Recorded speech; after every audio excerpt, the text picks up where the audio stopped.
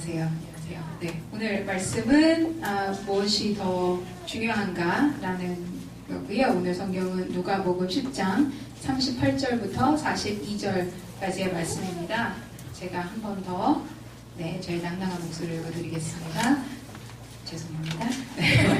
네, 10장 38절부터 42절 말씀이 그들이 길 갈 때 예수께서 한 마을에 들어가심에 마르다라 이름하는 한 여자가 자기 집으로 영접하더라. 그에게 마리아라 하는 동생이 있어 주의 발치에 앉아 그의 말씀을 듣더니 마르다는 준비하는 일이 많아 마음이 분주한지라. 예수께 나아가 이르되 주여 내 동생이 나 혼자 일하게 두는 것을 생각하지 아니하시나이까. 그를 명하사 나를 도와주라 하소서. 주께서 대답하여 이르시되 마르다야 마르다야 내가 많은 일로 염려하고 근심하나 몇 가지만 하든지 혹은 한 가지만으로도 족하니라. 마리아는 이 좋은 편을 택하였으니 빼앗기지 아니하리라 하시니라. 제 옛날 얘기부터 먼저 드릴게요. 옛날에 사슴이 한 마리 살았습니다. 그 사슴은 사슴뿔이 있죠. 근데 자신의 사슴뿔에 대해서 매우 자랑스러워하고 있었어요. 너무 멋있었거든요. 그래서 어느 날 그 호숫가를 지나가다가 그 물속에 비친 자신의 모습을 보고 그 뿔이 너무나 아름다워서 아주 흠뻑 취해 있었어요. 근데 자신의 마른 다리, 제가 너무나 부러워하는 부분인데 마른 다리를 보는 순간 너무나 속상했어요. 자기 다리는 너무 말랐는데 뿔만 너무 아름다웠던 거죠. 그래서 그 자신의 모습에 심취해 있는데 저 멀리에서 사자 한 마리가 이 사슴을 바라보고 있었어요. 어떻게 보고 있었냐면 저거 맛있겠다. 잡아먹으면 좋겠다. 라는 모습으로 지켜보고 있었어요. 그러다가 드디어 이제 사자가 덤볐죠. 덤볐을 때 사슴은 살기 위해서 도망을 가기 시작을 했습니다.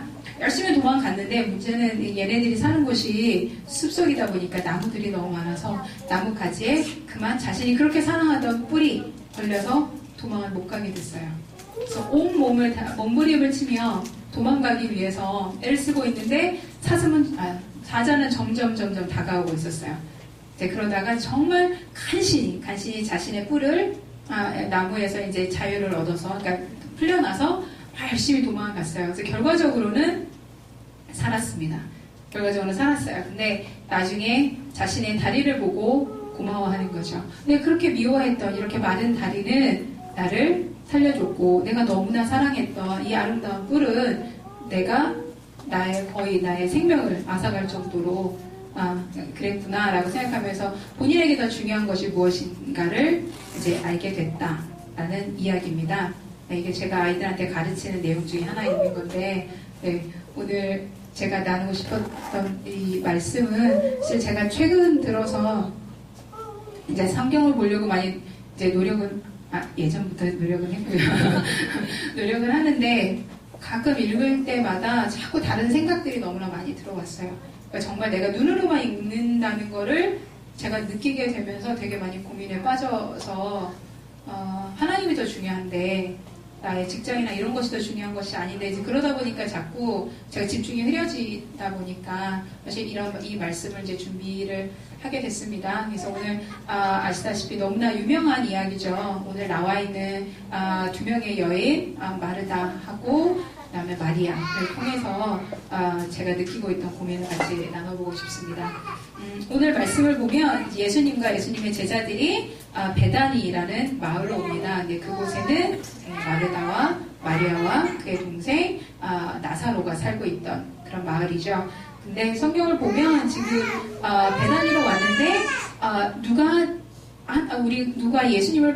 누가 예수님을 집으로 모셨냐면 마르다라고 합니다. 마르다가 영어로 보면 Martha opened her home. 자신의 집의 문을 열었어요. 그러니까 자신의 집이 마르다의 집으로 예수님이 들어가셨는데 예전에 예수님께서는 여기저기 이제 사역을 하나님 말씀을 전하시면서 아무 집에나 들어가서 쉬지 않으셨던 거 아시죠? 그런 것처럼 하나님의 말씀을 아주 갈급해하는 자들에게 들어가셔서 그 집에 계시면서 말씀을 전하셨는데 여기 보면 마르다가 예수님을 자신의 집 안으로 이제 모시면서 예수님을 초청을 하면서 이루어지는 이야기입니다. 그런데 우리가 항상 이 이야기를 보면 항상 마리아는 영적인 사람이고 마르다는 그렇지 않은 사람이야 라고 생각을 하는데 이걸 어떻게 보면 예수님이 정말 이 마르다의 마음을 알고 이 초청에 응하시지 않았을까. 그러니까 이 사람도 마르다도 분명히 영적인 사람이고 예수님을 사랑하던 사람이라고 생각을 합니다. 네, 반면 동생 마리아는 자 일단은 이제 예수님이 들어오시고 순간 마리아는 어디에 있었냐면 예수님의 발치에 앉아 있었습니다.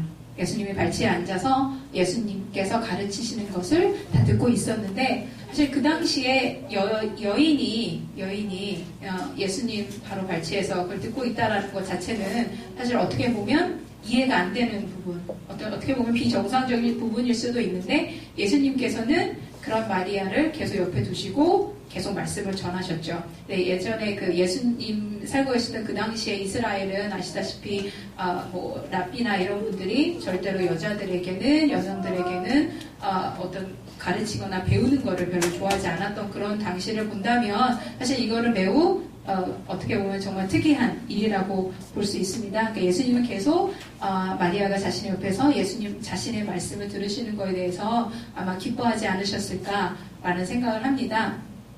근데 반면 마르다는 여기 10장 40절에 보면 distracted라는 단어가 나옵니다. 마음이 분주한 이라는 단어인데 지금 마르다는 매우 분주하게 됐어요. 예수님도 오셨고 예수님의 제자들도 지금 자신의 집에 들어와 있고 그 이외에 아마 다른 사람들도 들어와 있지 않았을까라는 생각을 하는데 여기에 이렇게 마음이 분주한 또는 산만한이라는 단어를 그러니까 영어 사전으로 보면 어떤 의미를 가지고 있냐면 관심이 분산이 된. 관심이 왜 분산이 됐냐면 자신의 근심이나 걱정 때문에 분산이 된 이라는 표현으로 나와 있습니다. 즉 마르다는 지금 예수님이 오신 거에 기쁨보다는 자신이 해야 할 일 때문에 지금 집중이 완전히 다른 데로 흩어가 있었죠. 왜냐하면 저녁을 해야 되고 손님을 대접해야 되고 일손은 부족한데 근데 동생은 어디에 있습니까? 자신을 도와줘야 될 여동생은 지금 예수님 발치에 앉아서 다른 사도들이나 이런 남자들과 함께 이야기를 듣고 있죠.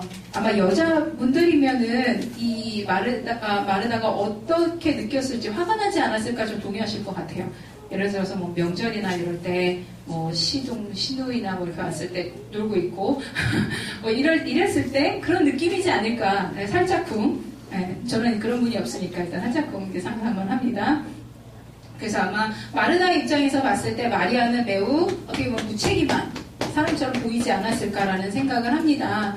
자, 그러다 보니까 이 마르다가 하지 말아야 할 행동을 하게 되죠. 그러니까 10장 40절에 보면 예수님한테 갑니다. 예수님한테 가는데 이게 이제 우리말로 하면 뭐라고 나와 있냐면 예수께 나아가 가르되 주여 내 동생이 나 혼자 일하게 두는 것을 생각하지 아니하십니까? 어떻게 보면 예수님을 약간 비난하는 듯한 동생이 아니라 동생한테 가서 얘 나랑 같이 가서 요리하자가 아니라 예수님한테 곧바로 가서 제가 혼자 이 모든 걸 다 하고 있는데 동생은 여기에 있습니다. 라고 예수님한테 예수님 약간 비난 예수님 왜 얘를 그냥 여기 내버려 두세요라는 느낌의 약간 영어식 문장입니다. 그래서 그러고 있다가 그 다음 문장이 대박입니다. Tell her to help me. 이거는 거기 뒤에 느낌표가 있어요. 즉 우리말로 하면 느낌표는 아시죠? 이렇게 말로 전할 때 느낌표는 강한 본인의 의견을 전달할 뿐만 아니라 이 문장은 명령문입니다. Tell her. 그 여자한테 즉 자기 여동생한테 말하세요라고 예수님한테 심지어 명령조로 지금 얘기를 하고 있는 상황이에요. 그러니까 아마 지금 마르다가 매우 열이 받아 있는 상황이죠. 자기가 너무 힘드니까 일손이 부족하니까 이제 그런 상황에서 예수님한테 이렇게 얘기를 하면서 사실 넘지 말아야 선을 살짝쿵 너무 좀 안타까운 마음이 듭니다.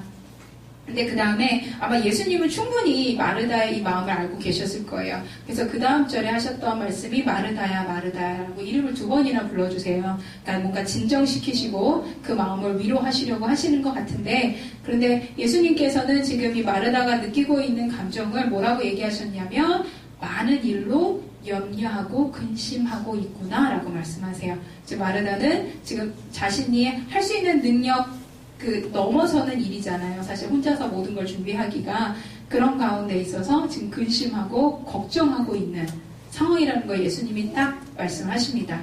근데 그러시면서 하시는 말씀이 only one thing is needed. 자, 필요한 것은 몇 가지? 한 가지 뿐이다 라고 하시면서 여기서 말씀하신 한 가지라는 뜻이 지금 무엇일까? 지금 여기서는 우리가 두 등장인물을 비교하고 있죠. 마르다하고 마리아. 어느 쪽이 더 예수님 보시기에 더 필요한 것을, 더 중요한 것을 하고 있을까라는 거를 저희가 느낄 수 있어요. 단순히 마르다 보고 그냥 요리 하나만 만들어라는 뜻은 아니잖아요. 하나만 필요하다는 건. 자, 그러시면서 그 다음 말씀에 It will not be taken away from her. 여기서 말하는 마리아로부터 그거를 뺏어가지 못한다라는 그런 말씀을 하시는데, 자, 이게 무슨 뜻이냐면 예수님은 지금 이 상황에서 마르다를 야단치시기보다는 그 주위에 있는 물론 마르다에게도 말씀하시는 거지만 그 주위에 있는 모든 사람들에게 지금 뭔가 가르치고 계시는 것 같아요. 뭐라고 가르치시냐면 어느 것이 더 중요한 것인가. 그러니까 가족으로서 지금 그 당시에 여성들이 할 수 있는 건 그렇죠. 요리하고 손님을 대접하고 지금 이것과 마르다가 원래는 그러니까 그 당시에 여성들이 해야 할 일을 하고 있는 거고 마리아는 그렇지 않은 예수님의 말씀에 귀를 기울이고 두 가지 중에서 어떤 것이 더 중요하냐라는 걸 지금 가르쳐주고 계시는 거고 예수님은 바로 무엇이 더 낫다? 마리아가 하는 것이 더 낫다. 즉 예수님이 원하셨던 건 어떤 것이냐면 예수님의 말씀에 귀를 기울이고 그 말씀대로 살아가기를 원하는 그런 것을 원하셨던 그런 일인 것 같습니다. 그래서 이거를 보면서 내가 항상 이렇게 우리가 세상에 살다 보면 자꾸 우리 눈이 어두워지잖아요. 자꾸 내가 하고 있는 모든 것들로 인해서. 네, 그럴 때 다시 한번 이 말씀을 보면서 내가 무엇에 더 집중을 해야 되고 내가 무엇에 더 초점 맞춰야 되고 내가 나의 우선순위가 무엇인지를 다시 한번 알 수 있었던 좋은 말씀인 것 같습니다.